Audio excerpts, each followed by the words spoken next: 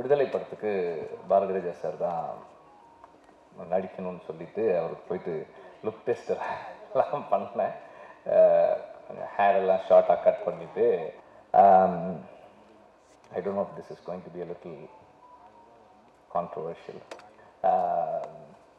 நம்ம யானையை வச்சு எடுத்தாலும் டைனோசரை வச்சு எடுத்தாலும் திரைக்கதையும் கதையும் நல்லா இருந்தால் மட்டும்தான் படம் ஓடும். நன்றி. இப்போ அப்படி கிடையாது. முன்னாடியெல்லாம் என்ன பண்ணுவேன், திடீர்னு காலையில் 2 மணிக்கு சும்மா ஃபோன் அடிப்பேன், முழிச்சிருந்தா பேசலாம் அப்படின்னு அடிப்பேன்.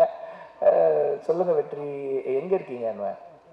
ஒரு சின்ன ஸ்டுடியோவில் தான் இருக்கேன், என்ன விஷயம், இல்லை நான் வந்துடுறேன், வந்து சொல்கிறேன் அப்படின்ட்டு 2 மணிக்கு போல, சரி ஒரு 1/2 hour கழிச்சு வர்றீங்களா அப்படின்னு. வீட்டில் இருந்தாலும் 12 மணியாக இருந்தாலும் 1 மணியாக இருந்தாலும் எனி டைம் வென் ஒரு டைரக்டருக்கு வந்து ஒரு கம்போசரோட பேசுறதுக்கு ஏதோ ஒரு ஐடியா இருக்குது ஷேர் பண்ணுறதுக்குன்னா you can call them any time. You can இருக்குது. காரணம் நான் வந்து ரொம்ப ஹாப்பியாக இருக்கேன். ஃபர்ஸ்ட் ஆஃப் ஆல் இன்றைக்கி வந்து எப்படி ஒய்ஃபை கூப்பிட்டு ஹனிமூன் கொடைக்கானல் போகிற மாதிரி அவ்வளோ கோலாகலமாக இருக்கிறேன். அதுக்கு காரணமே இவர் தான். இன்னைக்கு எனக்கு வந்து வேடிக்கை பார்த்த எனக்கு இவர் வேறு லெவல் கொடுத்தாரு. நான் யாருன்னு சொல்கிறேன், உங்களுக்கே தெரியும். இவர் படம் பண்ண போகிறேன் அப்படின்னு சொன்னால் ப்ரொடியூசர் யாருமே ஒரு கதையில் விசாரணை பண்ண மாட்டாங்க, விடுதலை கொடுத்துருவாங்க. அதை தாண்டி இவருக்குன்னு ஒரு ஆடுகளம் வந்துச்சுன்னா அதில் வேலை செய்கிறதுல பொல்லாதவன் இவர். நான் சொல்லும் போது யாரும் தெரிஞ்சிருக்கோம். இயக்குநரில் இவர் மிகப்பெரிய அசுரன். நிறைய ஹீரோவுக்கு கதை சொன்னவர், பாலாவை ஹீரோவை வச்சு படம் பண்ண சொன்னவர், நிறைய ஹீரோவுக்கு டேட்டு கொடுத்துருக்காரு. ஆனால் இந்த மேடையில் கேபி பாலாக்கு லைஃப் கொடுத்துருக்காரு. நம் அனைவருக்கும் பிடித்த எவர்கிரீன் இன்ஸ்பிரேஷன் வெற்றிமாறன் சார் அவர்களை பேசுவதற்காக மேடை கிடைக்கிறேன். நாங்கள் எல்லாம் பேசினதுக்கப்புறம் டைரக்டரை கூப்பிட்டு வந்துருக்கலாம், அவரை முதலே கூப்பிட்டீங்க. எனிவே, கல்வன் படத்தோட ட்ரெய்லர், சாங்ஸ்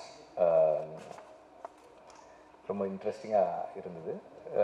சாங்ஸ் ரெண்டுமே வந்து நல்லா இருந்தது. அண்ட் சாங்கில் அவங்களுக்கு இருந்த கெமிஸ்ட்ரி வாஸ் நைஸ். அண்ட் அந்த வேர்ல்டு, அந்த டைம்ஸ் எல்லாமே நல்லா எக்ஸ்பீரியன்ஸ் பண்ண முடியுது. அண்ட் ட்ரெய்லரோட பேக்ரவுண்ட் ஆல்சோ வாஸ் குட். ஒரு இந்த ட்ரெய்லர் பார்த்து இந்த படம் பார்க்கணுன்னு எனக்கு ஒரு கியூரியாசிட்டி க்ரியேட் பண்ணுற மாதிரியான ஒரு இன்ட்ரெஸ்டிங்கான ட்ரெய்லர். இந்த படத்துக்கும் எனக்கும் 1-2 தொடர்புகள் இருக்குது. நான் வந்து முதல்ல விடுதலை படத்துக்கு பாரதிராஜா சார் தான் நடிக்கணும்னு சொல்லிட்டு அவருக்கு போயிட்டு லுக் டெஸ்ட் எல்லாம் பண்ணேன். ஹேர் எல்லாம் ஷார்ட்டாக கட் பண்ணிவிட்டு அப்புறம் அந்த லொக்கேஷன் பார்க்க போனேன். அந்த டெரெயின் ரொம்ப இதாக இருந்தது. சார் அது சரியாக வருமா சார், ரொம்ப கோச்சிட்டார். டே என்னடா விளையாடுறா, என் முடியெல்லாம் இப்படி வெட்டி விட்டுட்டு நீ வந்து வேணாம், நான் ஒத்துவே மாட்டேன், நான் என்னனாலும் நான் வந்து பண்ணுறேன் அப்படின்னாரு. இல்லை சார் வேணாம் சார் அப்படின்னு கொஞ்சம் அவாய்ட் பண்ணிட்டேன் நான். அதுக்கப்புறம் கொஞ்ச நாள் கழிச்சு, டேய் நீ வேணாம் இல்லடா, படுறா, இதே கெட்டப்பில் என்னை ஒருத்தன் வச்சு படம் எடுக்க போகிறான்டா அப்படின்னாரு. அண்ட் அது கல்வன். அண்ட் இன்னொரு இன்ட்ரெஸ்டிங்கான விஷயம் என்னென்னா, நாங்கள் விடுதலைக்காக ஷூட் பண்ண அதே இடங்களில் தான் இந்த படமும் ஷூட் பண்ணாங்க. நாங்கள் ஷூட் பண்ண போகும்போது இந்த படம் ஷூட் பண்ணாங்க. கல்வன் இப்போ தான் அங்கே ஷூட் பண்ணாங்கன்னு சொல்லுவாங்க, அடிக்கடி சொல்லுவாங்க. அண்டு காட்டில் ஷூட் பண்ணதால் சொல்கிறேன், அதை கேப்சர் பண்ணுறது ரொம்ப கஷ்டம். காட்டினுடைய நம்ம நேக்கடையில் பார்க்கும்போது இருக்கிற அந்த ஸ்கேல் வந்து நம்ம லென்ஸில் வந்து வரும்போது அதை க்ரியேட் பண்ணுறது ரொம்ப கஷ்டம். அண்ட் சினிமாட்டோகிராஃபராக அதில் எவ்வளோ சேலஞ்சஸ் இருக்குன்றது எனக்கு அவருக்கு இருந்திருக்குன்றது எனக்கு தெரியும். பட் இந்த ட்ரெய்லரில் வந்து அவங்க அதை கேப்சர் பண்ண ட்ரை பண்ணியிருக்காங்க. அது அவங்க வந்திருக்கு. அது அந்த காட்டினுடைய தன்மையை நம்மளால் உணர முடியுது. அண்டு இப்போ டைரக்டருக்கே டைம் இல்லை, இதுக்கு மேலே நான் டைம் எடுத்துக்க விரும்பலை.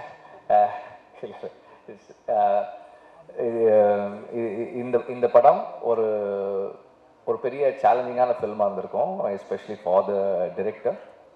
ஏன்னா வந்து ஒரு படத்துக்காக காத்திருக்கிறதுன்றது வந்து மற்ற எல்லாரை விட ஒரு டைரக்டருக்கு எஸ்பெஷலி ஃபர்ஸ்ட் படமாக அது இருக்கும்போது பெரிய challenge. To sit on a film for ஒரு வருஷம் 2 வருஷம் அப்படின்னு அது கூடவே உட்காந்து இருந்து. ஏன்னா நமக்கு என்ன ஆகும்னா ஒரு 6 மாதம் வரைக்கும் நம்ம படத்தில் நம்ம கான்ஃபிடென்ட்டாக இருப்போம். அதுக்கப்புறம் வந்து வெவ்வேறு படங்கள் வரும். ஐயோ நம்ம படம் கரெக்டாக இருக்கா, கரெக்டாக தான் போயிட்டுருக்கான்னு இருக்கும். திடீர்னு ஒரு 3 மாதம் கழிச்சு திருப்பி இல்லை நம்ம கரெக்டாக தான் எடுத்திருக்கோம் அப்படின்னு இருக்கும். இப்போ இவ்வளோ குழப்பங்களுக்கு நடுவில் ஒரு ஃபோக்கஸோடு அதை ஸ்ட்ரைட்டாக ஒர்க் பண்ணுறதுக்கு ஒரு பெரிய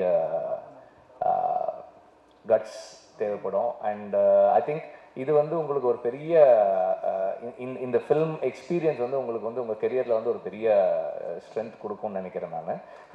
த waiting is not easy. Playing the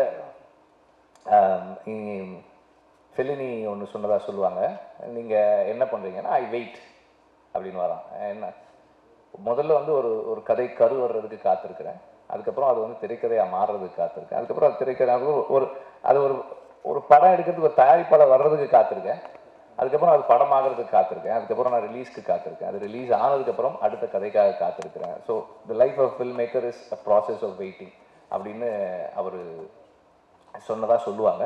அந்த மாதிரி ஒரு இந்த ப்ராசஸ் நீங்கள் வந்து முதல் படத்துலேயே உங்களுக்கு இருக்கிறது வந்து it's going to help you a lot. And then தீனாவும் வந்து இந்த படத்தில் வந்து நம்ம பார்த்த வரைக்கும் whatever we have seen ரொம்ப கன்வின்சிங்காக இருக்கார். அண்ட் அகெயின் ஜிவிக்கும் இவானாக்கும் இருக்கிற கெமிஸ்ட்ரியை விட உங்கள் 2 பேருடைய கெமிஸ்ட்ரி ஆஸ் ஃப்ரெண்ட்ஸ் ரொம்ப நல்லா இருக்குது, கன்வின்சிங்காக இருக்குது. அந்த கிவ் அண்ட் டேக் ரொம்ப நல்லா இருக்குது. It is nice to C. அந்த ட்ரெய்லரில் பார்க்குறதுக்கு நல்லா இருக்குது. அண்டு ஒரு டைரக்டருக்கு வந்து இப்படி வெயிட் பண்ணுறது ஒரு சேலஞ்சுனா, ஒரு ப்ரொடியூசருக்கு அது வேறு மாதிரியான சேலஞ்சு. இவங்க பாட்டு உட்காந்துருக்காருங்க, என்ன எடுக்கிறாங்கன்னு தெரியல, வருமா வராதா, ஒரு கதை சொன்னால் அந்த கதை இந்த படத்தில் இருக்கா அப்படின்றது.